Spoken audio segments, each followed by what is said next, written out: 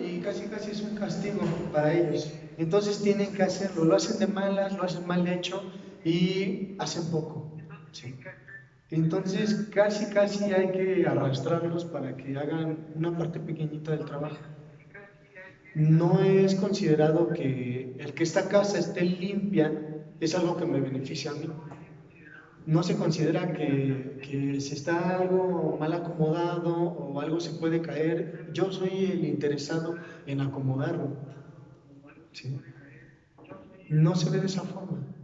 Es más, si entre hermanos podemos engañar a mi mamá o a mi papá, es mejor. Y entonces los dos le decimos que no nos dijo, que por eso no limpiamos, porque ella no nos dijo nada. ¿Sí? O le decimos al hermano, ándale, te voy a dar dinero y no digas que no llegué a la escuela, o que no hice mi tarea, o que me reprobaron. Y ese es un buen acuerdo entre hermanos, y eso es parte de nuestra cultura. ¿A qué va todo esto con la tanatología? Dirán ustedes. Bueno, como lo mencionábamos la clase pasada, es que esta postura o esta actitud precisamente genera que la situación de la muerte o el fallecimiento es algo que a nosotros nos cuesta mucho trabajo aceptar, porque no logramos entender cuál es nuestra responsabilidad o de qué manera nosotros hicimos una promoción o influenciamos el que ocurrieran esas situaciones. ¿Sí? No podemos entender la relación de causa y efecto. ¿Sí? Eso es algo problemático porque la muerte por una parte, perdón, que se está cortando el audio. ¿Se está cortando mucho el audio? A ver, vamos a ver.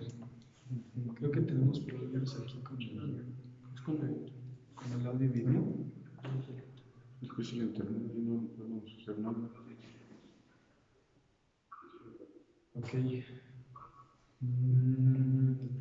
Bueno, para todo esto, ahorita vamos a seguir arreglando eso, pero de cualquier forma se está tomando un video de la clase y ese video se les va a volver a compartir a todos. ¿Sí? Por cualquier problema que haya hecho, bueno, el celular lo va a grabar y de esa manera van a tener todos el video, se va a subir al grupo. ¿Sí? Para arreglar esto.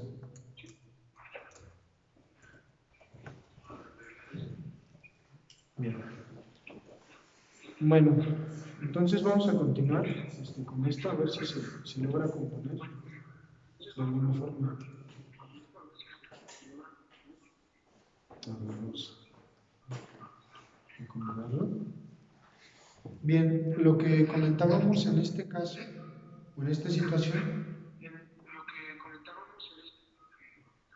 es que precisamente la situación de la muerte es algo que cuesta trabajo de aceptar, pero no solo eso, sino que hay una postura tal vez de risa o de bromas ante la muerte en las cuales se trata de expresar la inconformidad, pero sin llegar a ser algo concreto, ¿sí? Que era otra característica que se veía de la cultura mexicana, ¿sí? Que se hacen muchas bromas o fiestas respecto a la muerte como una forma de pasar esa queja o esa molestia, ¿sí? Sin directamente poderla expresar como es. Bueno, hay otra cosa que es importante. El proceso de las fiestas de la muerte forman parte de un ritual. Los rituales son terriblemente importantes en un proceso de duelo. Esto sí quiero que lo anote, porque cuando una persona nos llegue como paciente, es muy importante que nosotros revisemos el ritual que esta persona ejecutó respecto al proceso de muerte. ¿Sí? Los rituales son muy importantes porque nos ayudan a entender y aceptar este proceso, nos ayudan a que nuestra mente y nuestro ser pueda entender y aceptar el proceso. Cuando la muerte es muy repentina, entramos en un periodo que es parte del proceso de duelo, pero es el primer periodo en el cual existe una incredulidad. Este periodo de incredulidad hace que la persona no pueda confrontar la situación. Por este motivo, lo que ocurre es que el ritual que se hace de velar al muerto, al fallecido, de ponerlo en una caja, de irse a despedir de él, llevar flores, el entierro o incluso la cremación, son muy importantes porque en todo ese periodo todos vamos entendiendo y aceptando y queda registrado dentro de nosotros que ya ocurrió ese periodo, que ya falleció. ¿Sí? Es muy importante el ritual. Entonces, bueno, aquí en México hay ciertos rituales. Por ejemplo, en los pueblos, hay muchos pueblos donde todavía es común que el difunto o la caja con el difunto, después de hacer la misa de cuerpo presente, se cargue por todo el pueblo y entonces se hace una procesión. ¿Sí? Generalmente lo que ocurre es que los hijos no pueden cargarlo, debe de cargarlo otra persona que no sean los hijos. Entonces se carga, se lleva desde la casa hasta la iglesia. Y entonces en ese momento toda la gente implicada o todos los que estuvieron en la misa van acompañando, así como una procesión, los llevan hacia la iglesia. Ahí en la iglesia se hace una misa ya con el padrecito y posteriormente se lleva el cuerpo al panteón. ¿Sí? Todo este proceso es muy importante porque ayuda a que los familiares o las personas puedan entender y aceptar el fallecimiento. ¿Sí? Este ritual es algo muy importante.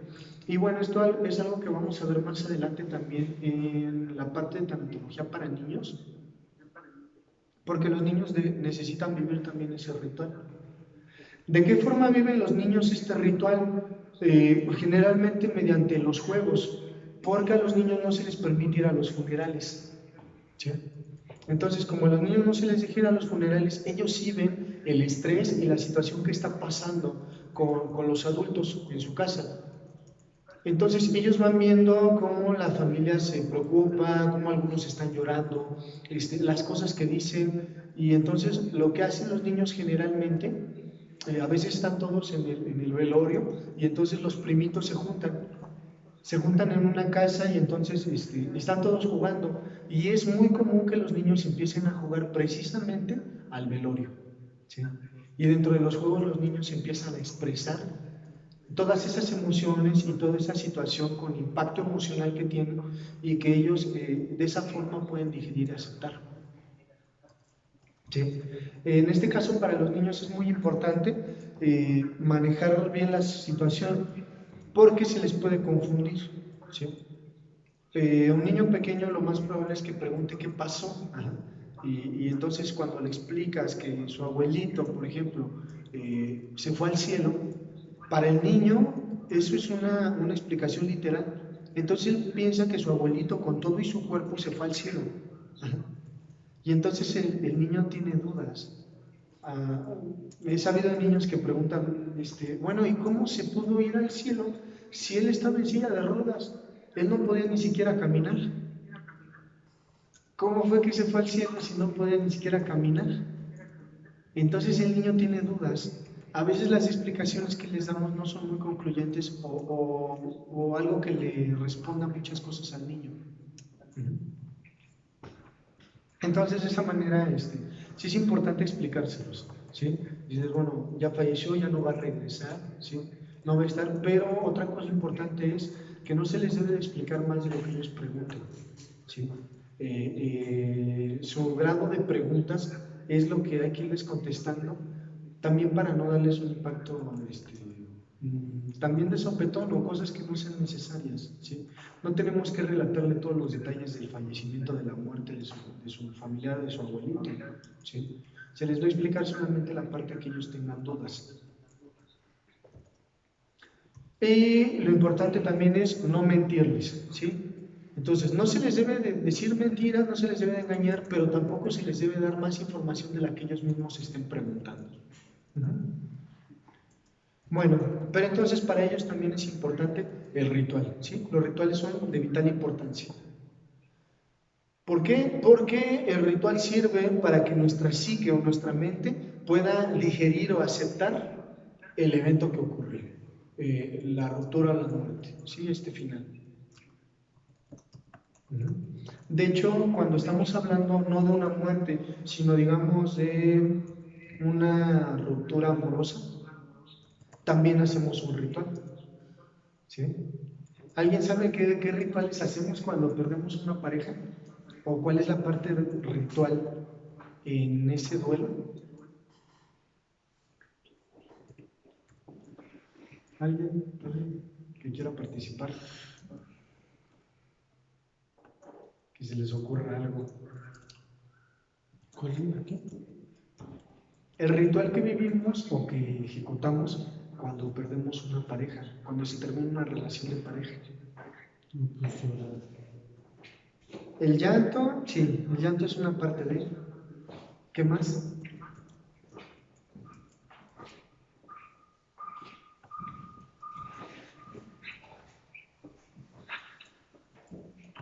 Bueno, la parte ritual que vivimos cuando hay una ruptura de una relación de pareja es, por ejemplo, este periodo cuando agarramos todas sus cosas que nos recuerdan a esa persona, cartas, regalos, ropa, ¿sí? Y entonces lo tiramos, nos deshacemos de eso. Eso es algo muy importante, es parte de nuestro ritual. De hecho, generalmente cuando hacemos eso, nos ponemos a ver cada cosa. No es que nada más lo agarremos y lo desaparezcamos, sino que vamos viendo cada cosa. ¿Sí? Hay personas que guardan hasta las cartas. ¿Sí? Dicen, no, esta era de cuando éramos novios. Y entonces juntan todas las cartas, todas las cartitas las van guardando. Y entonces cuando se da la ruptura y ven que ya es algo definitivo, lo que hacen es que agarran esas cartas y las empiezan a romper, o incluso hay gente que hasta las quema. ¿Sí? Esto es muy importante, eso es parte del ritual. ¿Sí? Hay gente que se pone a borrar todas las fotos del celular. ¿Sí? Todas las fotos, los mensajes, y borra todo eso. Ese proceso, o sea, darse ese tiempo para entender que ya se terminó. ¿Sí? O sea, yo estoy haciendo actos concretos en los cuales demuestro que esa relación ya se terminó. ¿Sí? Y esa es la parte del ritual y es muy importante hacerlo. ¿Sí? Nos vamos a dar cuenta que una persona no está aceptando el proceso de duelo, no lo está viviendo correctamente cuando no hace este ritual. Me ha llegado a pasar, he llegado a ver situaciones o casos en los cuales voy a una casa y entonces en la casa veo que está llena de fotografías. Está llena de fotografías y entonces si nos metemos al cuarto, a la habitación, está la ropa de una persona que ya falleció. Siguen estando sus cosas acomodadas, su perfume, sus zapatos, todo está ahí mismo. ¿Sí? Como si esa persona todavía viviera en esa casa, o como si todavía viviera. ¿Sí? Entonces, cuando nos damos cuenta de esto, algo que podemos saber es que esa persona no ha aceptado, no ha digerido esa pérdida precisamente porque no ha pasado esa etapa ritual en la cual uno se deshace de todo. ¿Sí? A veces hay dudas, ¿sí? Hay personas que me han preguntado, oye César, falleció mi madre, ¿sí?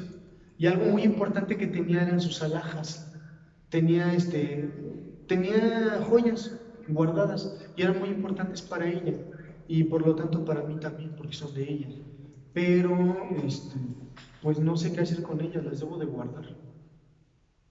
Y entonces en esos casos hay que ver delicadamente la situación. Si le cuesta mucho trabajo a la persona aceptar esta pérdida, entender que ya se fue, entonces sí sería útil que se desprendiera de esas cosas, solamente por el hecho de que eso le ayudaría a aceptar que ya se terminó, que ya no está con él. ¿Sí?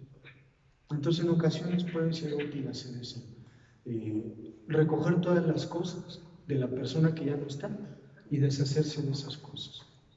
¿Sí? A veces las conservamos porque tengan un valor monetario, pero debemos entender que el valor sentimental también es muy importante. Y si no hemos logrado aceptar esa pérdida, entonces el deshacernos de esas cosas con ese valor o esa carga emocional nos va a permitir entenderlo interiormente, entender ese duelo. Entonces es muy importante los rituales, ¿sí? Cuando perdemos un trabajo, el ir por nuestras cosas, recogerlas, también es parte de un ritual, ¿sí? ¿A alguien se le ocurre otro ritual que hacemos cuando se termina una etapa o finaliza algo, una relación?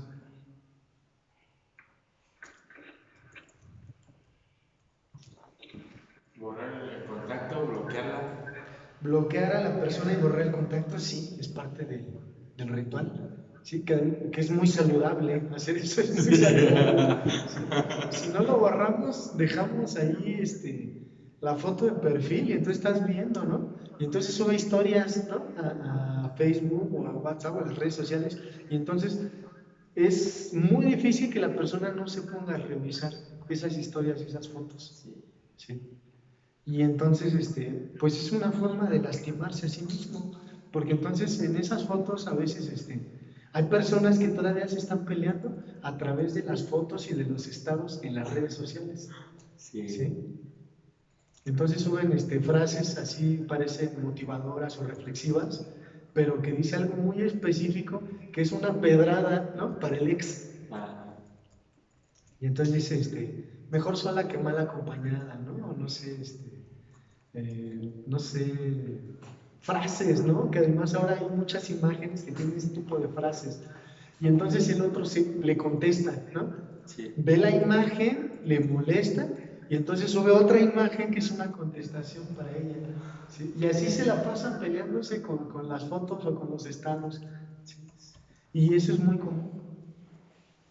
O simplemente que sube una foto con la nueva pareja, ¿sí? O paseándose, así como diciendo, mira, no me importa, yo estoy bien sin ti, ajá. No me dueles, yo estoy siguiendo mi vida y no me dueles, ajá. Ya te superé, algo así.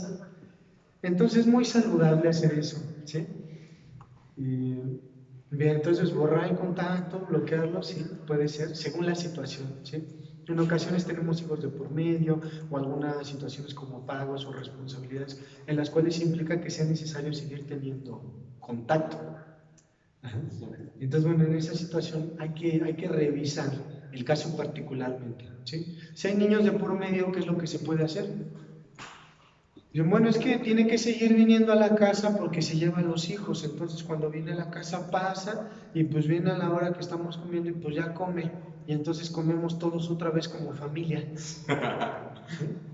O viene por los niños, pero a mí me da miedo que se los vaya a llevar y ya no me los regrese, entonces yo también voy y entonces salimos a pasear el fin de semana como familia otra vez.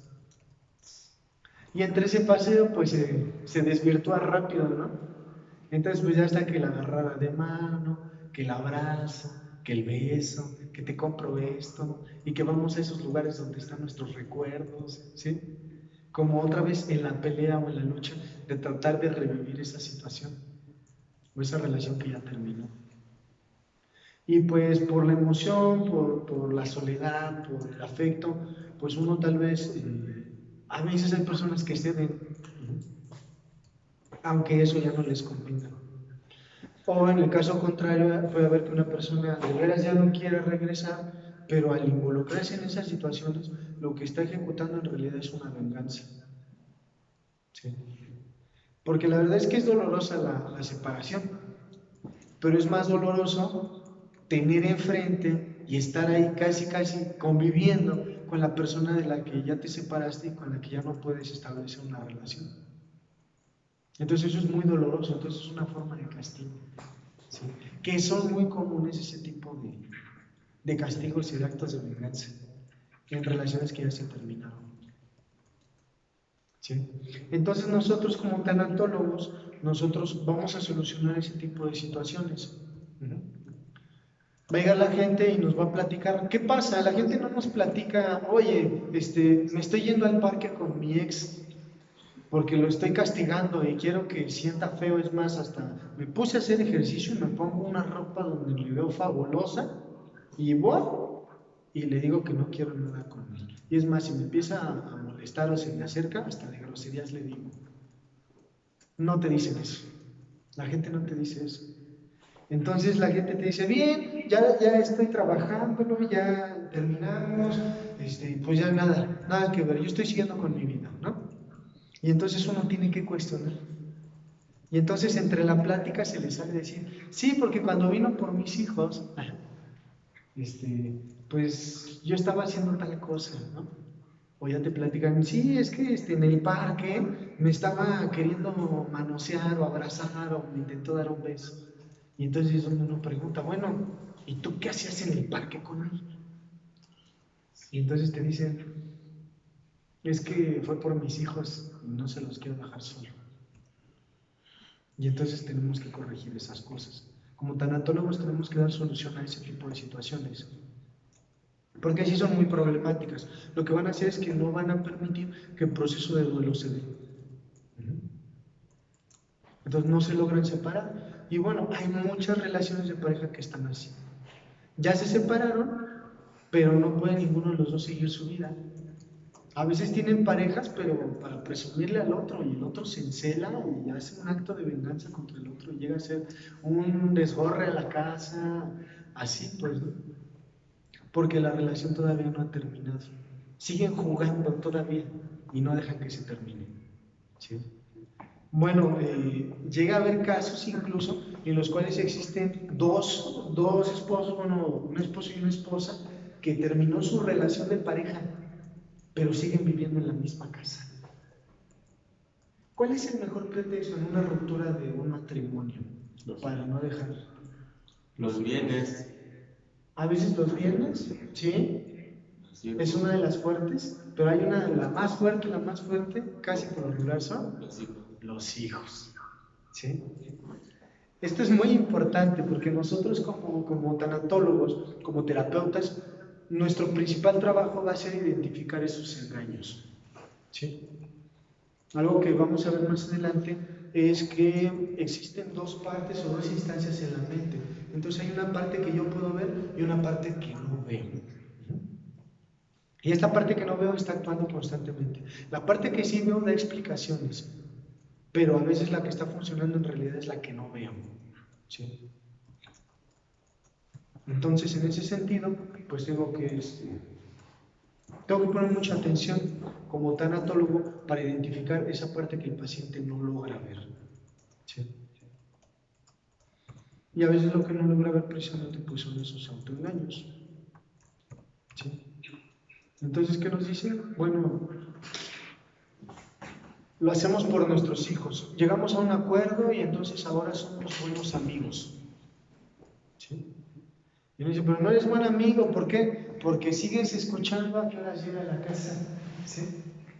Sigues poniendo atención, si sale, si no sale, si se compra cosas, si no se compran. Y eso es de lo más común que nos vamos a encontrar como tanatólogos. ¿Sí? Entonces es muy importante identificar esas situaciones. ¿Para qué? Para darle solución. Y avisarle a nuestro paciente.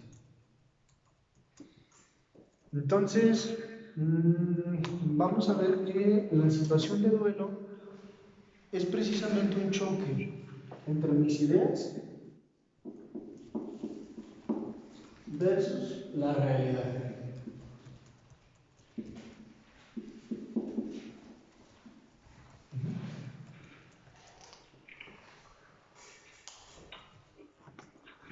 ¿Sí?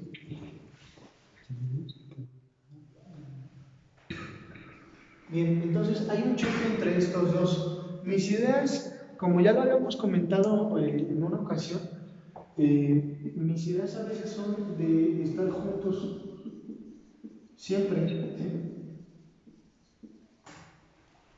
Esas son como las ideas a veces que tenemos. ¿Sí? Bien, hay algo más, otra idea que dice que si me amas, entonces no me puedes hacer sufrir, no me puedes hacer sufrir.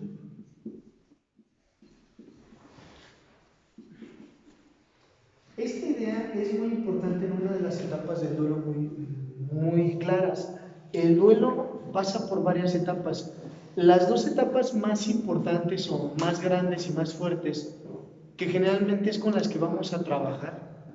Vamos a ver algo, la gente no llega a terapia o no pide terapia, recién ocurre el fallecimiento de su ser querido o recién ocurre la ruptura. Casi por lo regular no hacen eso. En la mayoría de los casos la gente deja pasar un tiempo y después piden ayuda cuando ya se sienten mal. Y entonces dicen, es que no sé qué me pasa, yo creí que ya lo estaba superando, o no lo estaba superando, pero no pedí ayuda, pero ahorita me siento muy mal. Entonces es cuando empiezan a tener esos choques o esas crisis, cuando piden ayuda generalmente. Entonces, bueno, sí existe gente que pide ayuda luego, ¿sí? O incluso antes de que ocurra un fallecimiento, sí pasa. Pero la etapa donde hay más problemas casi siempre es en una etapa donde la gente, una de dos, o se siente culpable o empieza a culpar a los demás. ¿Sí? Es una etapa de mucha tristeza, mucho dolor y culpas, y otra etapa de mucho enojo. ¿Sí? Entonces, este razonamiento, si me amas no me puedes hacer sufrir, es la base de esta etapa en la cual hay mucho enojo. ¿Sí? Las personas llegan a enojarse a veces con los médicos. ¿Qué pasa con los médicos? Los médicos, por su trabajo, tienen que ser bastante fríos. Entonces, a veces ellos son a los que les toca dar la noticia, ¿sí? O incluso si el tratamiento o el cuidado que se le dio no fue el mejor. Y entonces yo como familiar vi que le dolió o que no lo trataron bien como mi expectativa me dice. Entonces puede ser que yo me enoje a veces con los médicos, ¿sí? A veces me puedo enojar con el cuidador primario porque le echo la culpa de no haberlo salvado. A veces me enojo con mi mismo familiar que falleció, ¿sí? En realidad el enojo es con el mismo familiar. ¿Por qué? Porque existe este razonamiento, dice, si me amas, no me puedes hacer sufrir. Entonces, tú eres alguien importante para mí, yo te amo, y por ende, tú también me debes de querer y tú no me debes de hacer sufrir. Esa es la idea que hay de fondo. ¿Sí? No es consciente, generalmente no es muy consciente esta idea, o no se entiende que por esta idea se esté viviendo la crisis. Lo que se entiende es que hay mucho coraje. Y dice, es que ¿por qué no se cuidó? Es que, ¿por qué no siguió las indicaciones? ¿Por qué se tenía que morir? ¿Por qué me dejó así? Ajá. Con este dolor, con estos problemas. ¿Sí? Y entonces existe esa queja o ese reclamo, porque pasa una etapa de mucho coraje. Bien, cuando este enojo no se puede justificar contra el familiar que falleció, entonces lo que se hace es que hay algo que se llaman mecanismos de defensa. Estos mecanismos de defensa lo que hacen es que cambian una emoción o la explicación de una emoción para que sea más aceptable en mi mente. Entonces, a veces lo que se hace es algo que se llama proyección. Entonces, ese enojo que yo tenga contra mi familiar, como no me puedo enojar contra él, entonces yo lo proyecto hacia otra persona. Y entonces me enojo con alguien más. Ya dijimos contra los médicos, contra otro familiar. A veces se puede uno enojar con la persona que decidió que ya se desconectara, por ejemplo. ¿Sí? A veces tenemos un enfermo en una etapa terminal y entonces se dice, ¿sabes qué? Ya no se le puede dar más calidad de vida, ya lo único que va a pasar es postergar el tiempo, pero ya solamente vamos a esperar a que fallezca, o si quieren lo podemos desconectar y no prolongarlo más.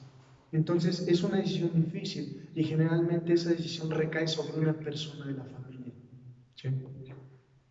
Se juntan, lo hablan y entonces todos esperan a que esa persona decida. ¿Sí? Y algunos se oponen, otros están de acuerdo, pero al final de cuentas generalmente es uno el que toma la decisión. No siempre, pero en la mayoría de los casos es así. Puede ser que alguien se resienta contra el hermano que tomó la decisión de desconectarlo. ¿Sí? Pero bueno, en la mayoría de los casos, después de pasar esta etapa de proyecciones de enojo contra muchos, puede pasar que terminen enojándose con Dios o con la vida. ¿Sí? Lo más común es que en esa etapa llegan a ese punto en el cual se enojan con Dios o con la vida. ¿Sí? Pareciera que mi vida es injusta. Este mundo o esta realidad es muy injusta. ¿Por qué? Porque estoy haciendo un choque con esta realidad. ¿Sí? Bueno, en la realidad vamos a ver que esta idea no coincide nunca, ¿no? Ajá. Si me amas no me puedes hacer sufrir, en realidad es lo contrario, ¿sí? Entonces, ¿quién me ama?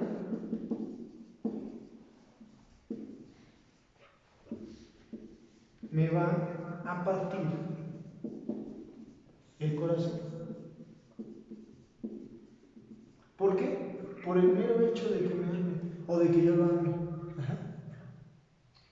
Cuando yo amo a alguien, esa persona a la que yo amo me va a partir el corazón. Esta es una realidad.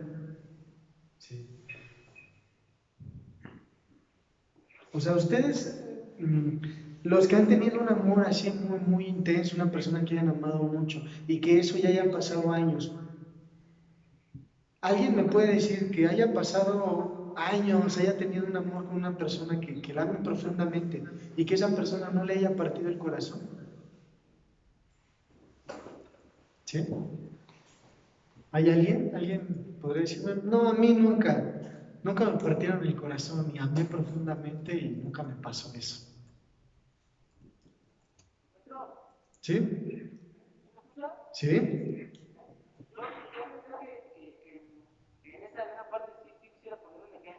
¿Sí?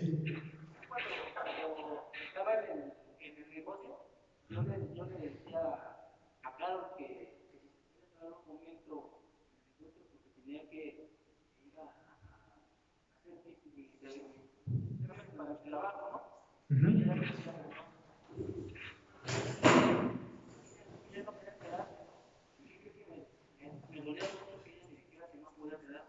Sí.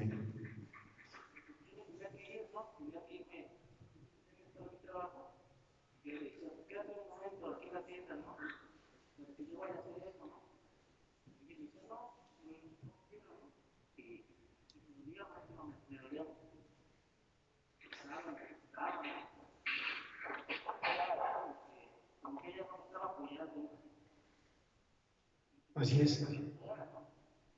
Sí.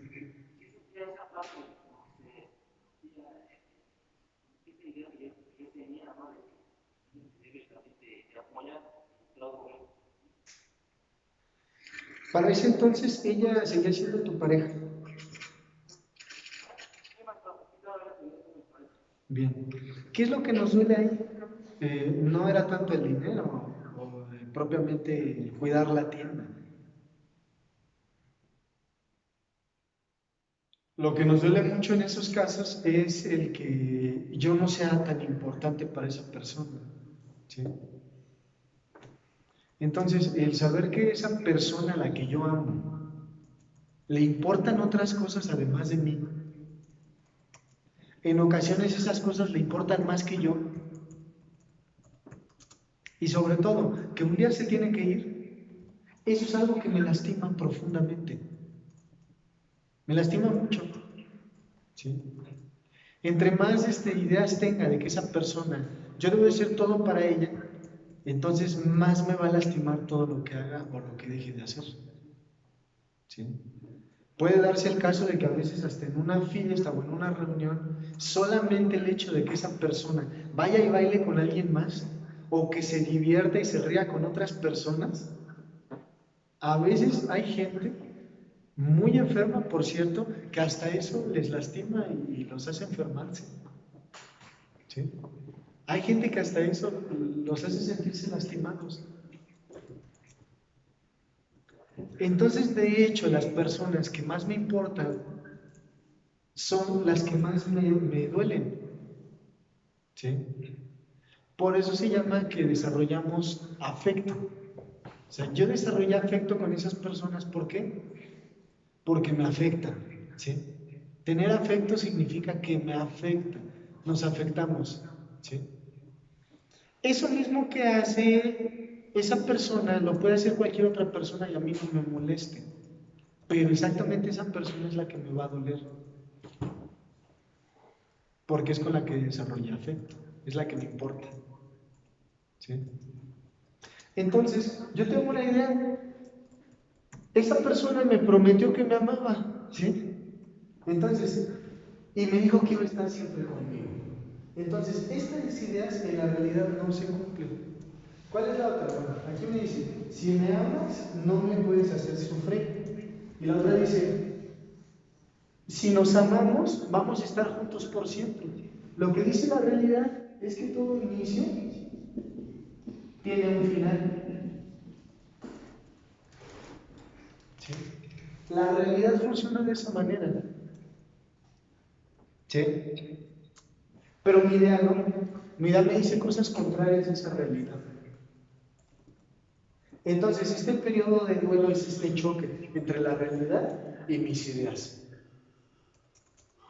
Ayudar a una persona en un proceso de duelo es ayudar a que estas ideas se adapten. Adaptar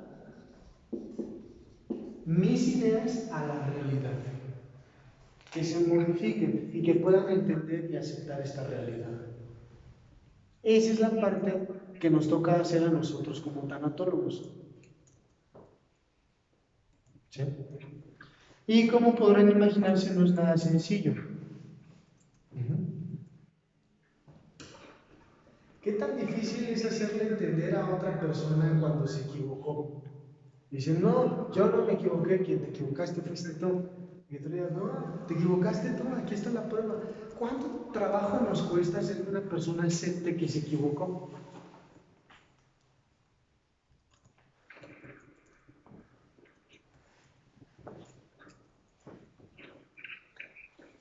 Pues va a ser según la persona, ¿no? Bueno, en un tratamiento tanatológico, este es el trabajo que nos toca hacer. Ayudar a que esa persona logre adaptar sus ideas, entender que se equivocó, que lo que él pensaba no era así, y que ahora pueda entender la realidad. Y que descubra que sí puede seguir viviendo en esa realidad, a pesar de que sus ideas no funcionaron. Que puede cambiarlas y puede aprender a vivir en esta realidad ahora sin esa persona. ¿Sí me entienden? Esa es la parte clave o importante de nuestro trabajo. Por eso, para eso necesitamos una serie de recursos, no es nada sencillo. ¿Sí? Es muy difícil ayudar a que una persona pueda modificar sus ideas y entender y aceptar su realidad. Pero es lo más importante, es lo que necesita esa persona. Y es lo que necesitamos cada uno de nosotros en determinado momento. Que se nos explique precisamente cómo es la realidad y cuáles son las equivocaciones que yo estoy teniendo. Entonces, bueno, como tanatólogos, voy a borrar esto. ¿Sí? Voy a borrarlo.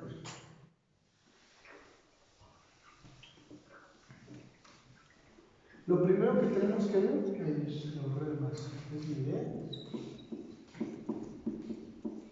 Entonces, lo primero que tengo que hacer es hacer un análisis de estas ideas. ¿Y cómo voy a poder hacer el análisis de esas ideas? Uno de mis recursos más importantes, si no es que es el más importante dentro de nuestro trabajo tanatológico, va a ser una entrevista. ¿Sí? ¿Qué es una entrevista? Es una plática, un contacto verbal en la cual voy a hacer ciertas preguntas que van a ayudar a que la persona me explique esto, me explique cómo funcionan sus ideas. ¿Sí? Y es una de las cosas más importantes que nosotros tenemos que practicar y saber hacer, ¿sí? Como tanatólogos. Entonces, las entrevistas tienen varias formas, ¿sí? Hay entrevista estructurada, que casi puede llegar a ser un interrogatorio, vaya, hay preguntas bien establecidas, se hace una pregunta, se contesta y se hace la siguiente, nada más. Son preguntas, muchas pueden ser cerradas, pocas son preguntas abiertas. La entrevista desestructurada es prácticamente una plática, es hacer una pregunta y dejar que hable todo lo que quiera y así sin orden, como vaya saliendo, nada más. Y hay otra que es la entrevista semiestructurada, ¿sí? La entrevista semiestructurada es que ya tenemos ciertas preguntas o ciertas ideas de lo que queremos sacar de información. Y lo que vamos a hacer es que vamos a hacer esas preguntas, generalmente son abiertas, y vamos a dejar que se dé la plática y solamente vamos a hacer breves intervenciones para irla dirigiendo y que se vayan contestando las preguntas o dudas que tengo. ¿Sí? Cuando termine de platicarnos eso, que fue abierto, es una plática, entonces le puedo hacer la siguiente pregunta, pero generalmente la misma plática o el curso de la plática me va a ir dando la pauta para ir descubriendo lo que necesito saber. Entonces, en una terapia tanatológica, el tipo de entrevista que vamos a ocupar es semiestructurada, ¿sí? Pero eso lo vamos a ver un poco más adelante, cómo vamos a hacer estas entrevistas. Sin embargo, el mayor recurso que vamos a tener precisamente es la entrevista, ¿sí? ¿Y qué vamos a hacer en la entrevista? Entonces vamos a hacer un análisis de las ideas que tiene nuestro paciente. Estas ideas siempre cumplen con una estructura. Estructura de pensamiento.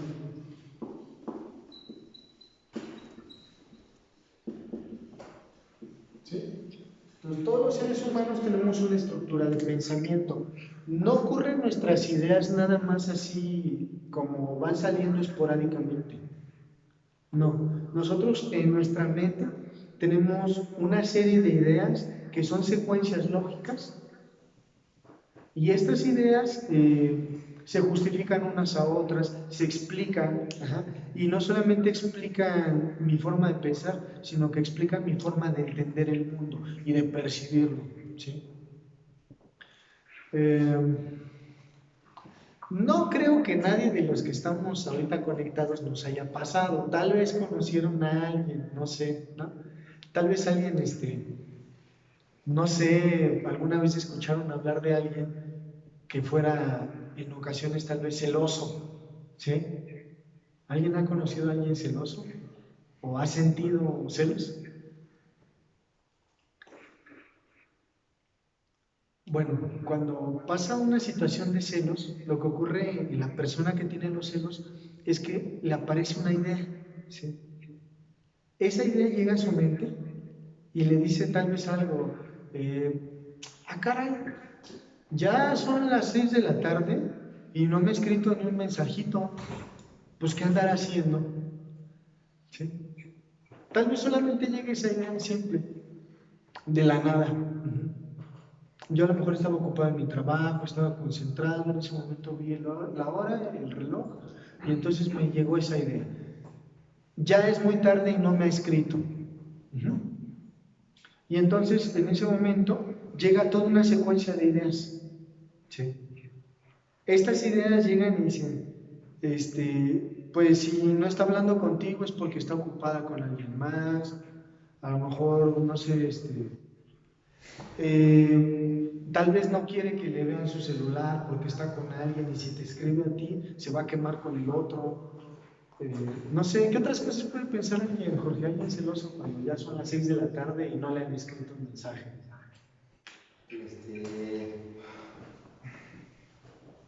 No le importa. No le importo. Sí. Ya son las 6, no me ha escrito un mensaje, ni siquiera le importa. Uy, más si está en línea. Uy, si está en línea, sí es cierto. Si abres el WhatsApp y ahí aparece en línea y a mí no me ha escrito nada, entonces, ¿qué significa? Está pasando, ya no me ama. Ya no me ama. O está con alguien más platicando. Está con alguien más. Bueno, y sí, si está en línea, seguramente se está platicando con alguien más. Pero yo no pienso nada más de que está platicando con alguien más. Yo pienso, está platicando con otro hombre. Y ese hombre es su pareja o quiere ser su pareja. Y entonces, si ya está cortejándose con alguien más, significa que yo ya no le importo, yo ya no le gusto, yo ya no le provoco nada, o a lo mejor le provoco asco. O sea, si se dan cuenta, esa serie de ideas podrían parecerle en ese momento a la persona lógicas. En ese momento esa persona no duda de esas ideas, no piensa que sean irracionales, son muy lógicas. Para mí esas ideas son realidades. Nuestro pensamiento funciona de esa forma. Es una serie de ideas que llevan una secuencia y son lógicas. Y en ese momento yo de verdad percibo las cosas. Vamos a decir que no me escribió en todo el día. Y yo me quedé pensando en eso. Estaba en línea, estaba hablando con alguien más, yo ya no le importo. Y entonces en ese momento, bueno, hasta terminé la relación. Entonces, ¿yo por qué estoy aguantando esto? ¿Que no me tengo respeto? Mejor aquí le paramos. A lo mejor no tiene las agallas para decirme que ya no quiere nada conmigo. Y después llega otro pensamiento y dice, no, y si le estás regando, mejor dale otra oportunidad. Y entonces le doy otra oportunidad, ¿no? Y ella ni se enteró. Bueno, pero cuando llega, a lo mejor yo dije, va, me voy a calmar, ya, a lo mejor me dejó descansar a cierta hora. Cuando vuelvo a ver a esa persona, ese pensamiento todavía está ahí. Y entonces, ¿yo qué hago? ¿Qué hacemos, Jorge? Ponemos nuestra cara. Pongo mi carota. Llega y me saluda bien, ¿y yo qué hago? Sí, como Lo rechazo. Rechazo el saludo, puede ser. estar enojado.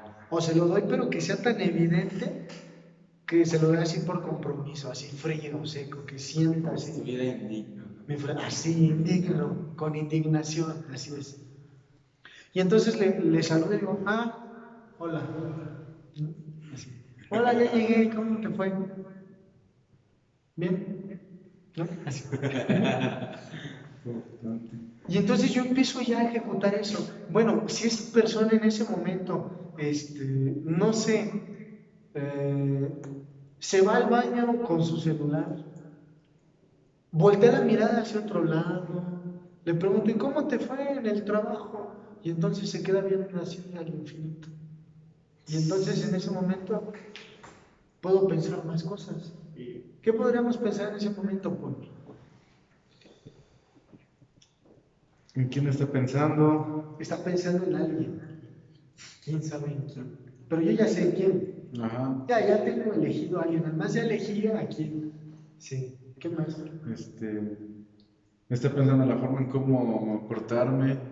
Está planeando cómo terminar conmigo. Ajá. O ¿qué será? Mm, Pues nada más eso, con eso es suficiente para sufrir profundamente, ¿no? Entonces, está pensando en alguien, yo ya sé en quién, ajá, y seguramente está pensando en la forma para decirme que ya va. ¿Sí? Y entonces tenemos dos alternativas. Podemos arrastrarnos o pelear. ¿Sí? De ahí me surgen dos alternativas. Le voy a suplicar y me voy a arrastrar para que no me dejen. Perdóname. Perdóname, yo sé que soy difícil y soy una bronca estar conmigo, pero mira, sí te amo y podemos cambiar esta situación. Dime por qué ya no estás a gusto, te he notado rara. ¿No? ¿Qué puedo hacer para que me perdones? ¿Qué puedo hacer para que ya estemos bien y me perdones?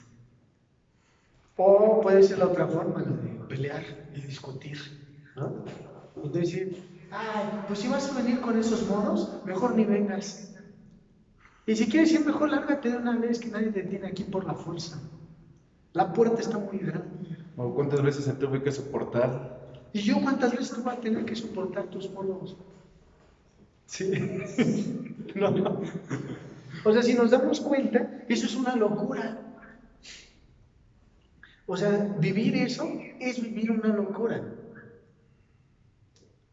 Bueno, si para mala suerte resulta que sí me engaña, que sí tiene alguien más, entonces toda esa secuencia de razonamientos quedó completamente justificada y se comprobó que sí era verdadera. ¿Se imaginan esa pobre persona que comprobó que todo lo que le decía a su cabeza sí era verdad? ¿Se imaginan eso? ¿Cuánto va a sufrir esa gente?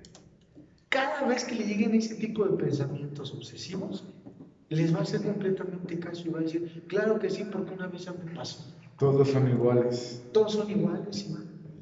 Me van a hacer esto, y Ya al siento que último me me van vas a dejar. me van a dejar. Así empiezan, ya los conozco, ya conozco cómo se ponen. Así empiezan y después hacen sus cosas. ¿Sí? Entonces, es terrible, pues. O sea, esa secuencia de pensamientos es algo terrible, que desgasta enormemente y hace sufrir. Yo tengo una estructura de pensamiento, pero esta estructura de pensamiento está diseñada para hacerme sufrir.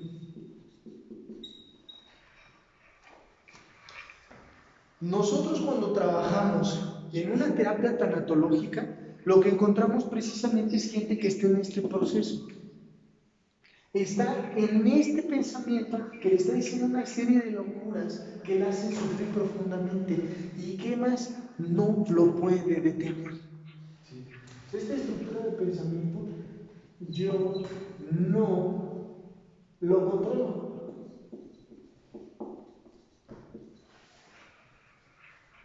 Funciona sola. Esta estructura de pensamiento ocurre. Yo no puedo decidir cuándo va a comenzar y no puedo decidir cuándo termina.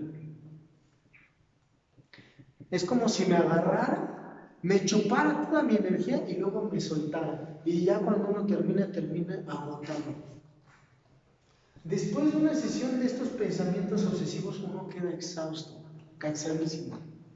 Puede que te duela la cabeza, termines de malas, exhausto, sin ánimos de hacer ni de pensar en nada más. ¿Sí? Se ha demostrado que quedarme con este pensamiento obsesivo unas horas desgasta la misma energía que te cansa, por ejemplo, una semana de albañil. O sea, la energía mental es muy fuerte. Los pensamientos gastan mucha energía, grandes cantidades. ¿Sí? Y bueno, no solamente eso, que en ese periodo uno está desconcentrado, uno rinde poco, se desajustan los tiempos, la economía, los ánimos, las energías para todo.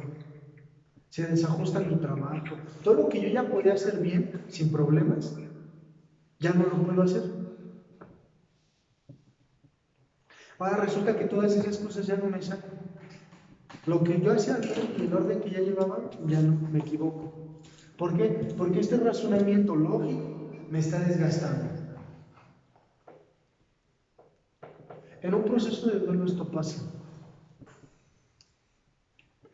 Y nosotros vamos a trabajar con personas que están así, que su pensamiento la está enloquecida así.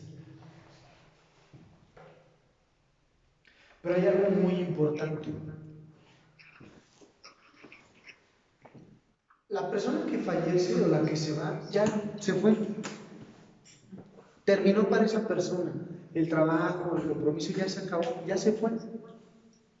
Pero todas las responsabilidades se quedan para los que seguimos vivos.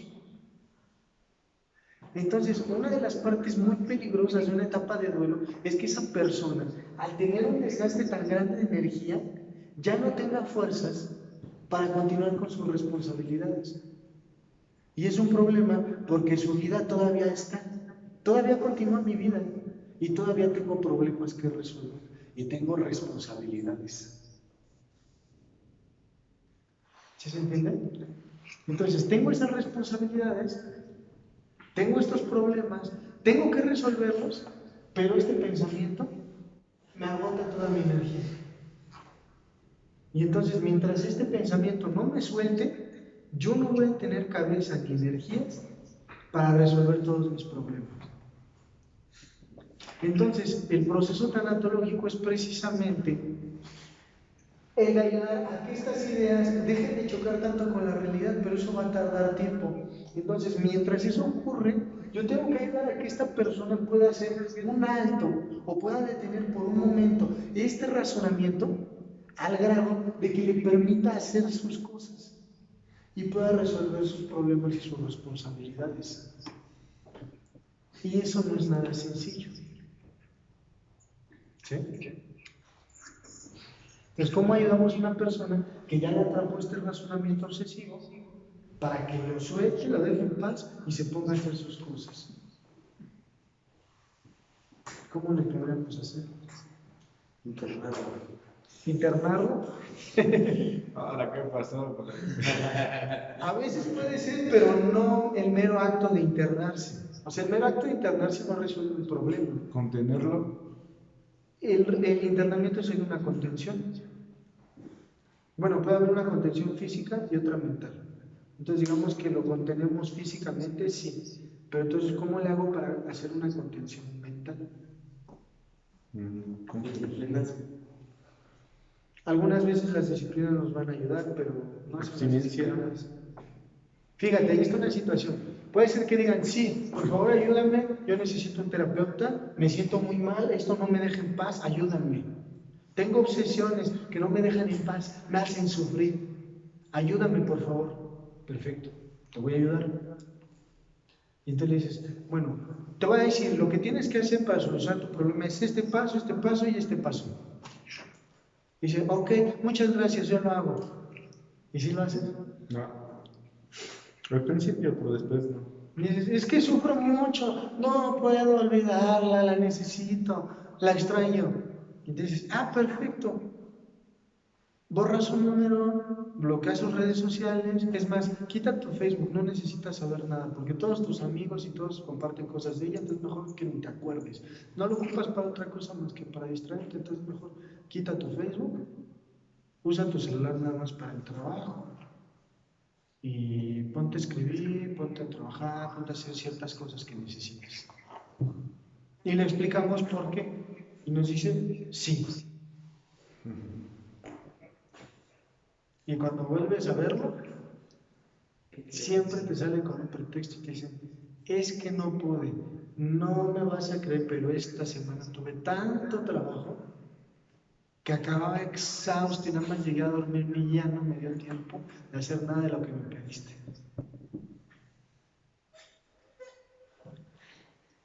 Y ya, no lo hace, nada más dicen, ay, no lo hice. Y ya, siguen con su plática, con su discurso. No lo hace. Bueno, podrías incluso, si tú quieres, como dice Jorge, vamos a internarlo y te aplastas con él todos los días y te quedas ahí con él. Y le dices, concéntrate, participa, trabaja, haz esto, haz el otro. Y le recuerdas todos los días para que no se le olvide. Y aún así no lo hace. ¿Sería la parte de desgastar la idea? Hay que desgastar la idea. O sea, mientras esta idea no se desgaste, no va a soltar a la persona ni le va a dejar nada de energía para que pueda hacer algo diferente. Se tiene que desgastar la idea. Así es. De hecho, si se desgasta bien la idea, se puede incluso detener. O sea, cuando la invalidas o la bloqueas, detuviste una idea. Ya no tiene validez. Puedes invalidar las ideas. Eso es lo que algunos autores, como Carlos Castañeda, hablan como el silencio interno. ¿Sí? O sea, lo que dice Carlos Castañeda es que la magia del ser humano, las mayores proezas y los mayores logros que puede tener un ser humano se logran en el estado de silencio interno. O sea, ¿qué es el silencio interno? Es detener esta estructura del pensamiento. Esta explicación, esta secuencia lógica la tenemos que detener. Entonces se tiene que invalidar de alguna forma. Entonces yo tengo mi secuencia de pensamientos que son lógicos, pero están fuera de la realidad. Y son ideas que para mí son válidas, pero están fuera de la realidad. ¿Qué ideas tiene la gente? Pues dice la gente,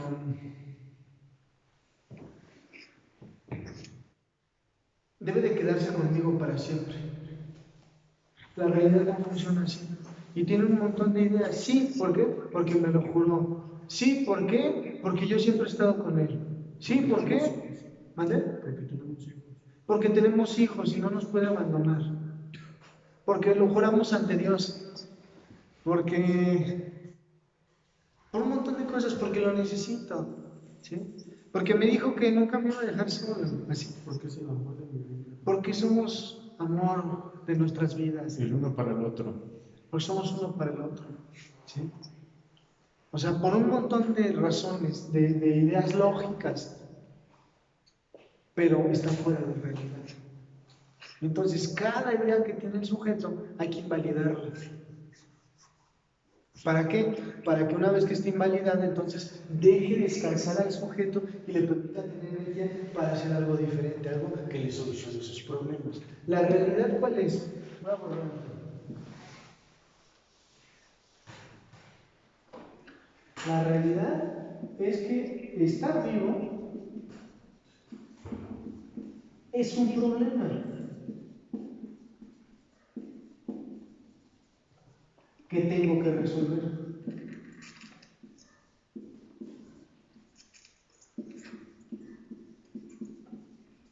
O sea, los que estamos vivos tenemos que resolver nuestras vidas.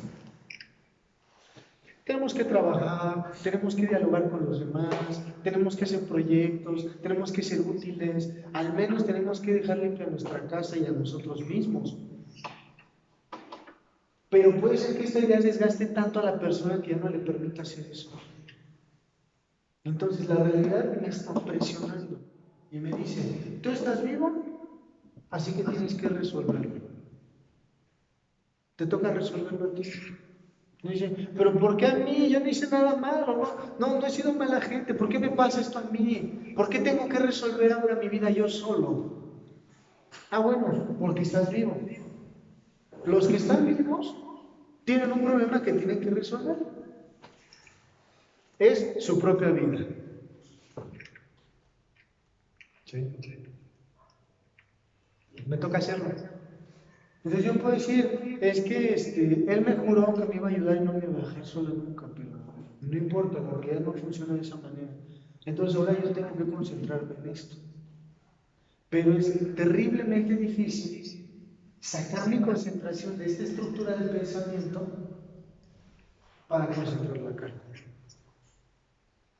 Cuando una persona me dice, oye, pero todo eso que tú dices no sirve de nada y no te va a resolver, lo que tienes que hacer es ponerte a trabajar, es ponerte a resolver tu vida, es ver que a ti sí te quedó alguien más. Se te murió o se te fue tu pareja, pero tienes tus hijos, pero te tienes tú, pero tienes tu trabajo, tu escuela, tienes muchas más cosas. Cuando se le dice eso a alguna persona que está en esa etapa de duelo, con estas ideas que lo tienen completamente convencido de que ya no puede continuar, y le dices que se ponga a hacerse responsable de su vida, lo que va a decir esa persona es que lo estás agrediendo. Eso para esa persona es muy agresivo. ¿Sí? Decirle a una persona que está en este periodo, que esta idea le dice que no puede, y tú decirle, sí tienes que poder porque eso es tu responsabilidad de tu vida, es una agresión para esa persona, para cualquiera de nosotros. O sea, cuando nos dan nuestra responsabilidad, nos sentimos que nos están agrediendo, que están pasando de listos con nosotros. Bueno, y además no necesitamos solamente que nos lo expliquen, además necesitamos que nos presionen o que nos empujen y que nos manden a hacerlo. ¿Sí? Porque no tenemos energía. O sea, la presión es energía. ¿Sí? O sea, ¿conocen las ollas de presión? ¿Sí? Entonces, lo que se va juntando allá dentro de esa olla es energía, es calorcito. ¿Sí? Pues es energía, lo que acumula esa olla es energía y lo que va saliendo de la válvula es energía. Entonces, cuando nos presionan, lo que nos están dando es energía. O sea, cuando yo siento presión, lo que siento es mucha energía dentro de mi cuerpo y necesito esa presión o esa energía para enfrentar esa situación que necesito resolver. Entonces, cuando un terapeuta me dice, oye, esta idea no sirve y tienes esta vida que resolver, entonces lo que va a hacer también es que me está presionando y me está diciendo todas las cosas que tengo pendientes. Y lo que yo siento cuando alguien me presiona es enojo, es agresión. Cada vez que alguien me recuerda mi responsabilidad y me presiona para que resuelva mis problemas, yo siento que está abusando de mí y que me está lastimando, que me está agrediendo. Y la primera reacción que tenemos ante eso, ¿qué se imaginan ustedes que es? Injusticia. Injusticia y sobre todo defenderme. Entonces me voy a defender. ¿Sí? Entonces nosotros como tanatónomos vamos a tener que vivir ese proceso. Vamos a llevar a una persona en el camino o en el proceso de aceptar que sus ideas y su visión del mundo no era la realidad y llevarla a esta realidad en la cual está consigo misma, ¿no? Y ahora ella sola se tiene que hacer cargo de su propia vida. Esto es a lo que le llamamos el camino de las lágrimas. ¿Sí? Entender eso. Bueno, entonces, de manera muy general estamos comenzando a hablar lo que se trata el trabajo de un tanatólogo. Entonces, bueno, lo que vamos a hacer ahorita es que vamos a tomar un receso de media hora. Vamos a dejar la sesión abierta, nada más sin video y sin audio, y en media hora exactamente vamos a retomar la clase. ¿Vale? Entonces, ¿alguien tiene alguna duda, un comentario antes de que entremos al receso? ¿Alguien quiere hacer algún comentario o pregunta?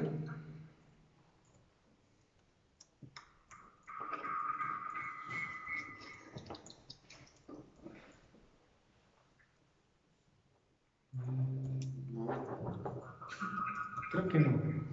¿Vale?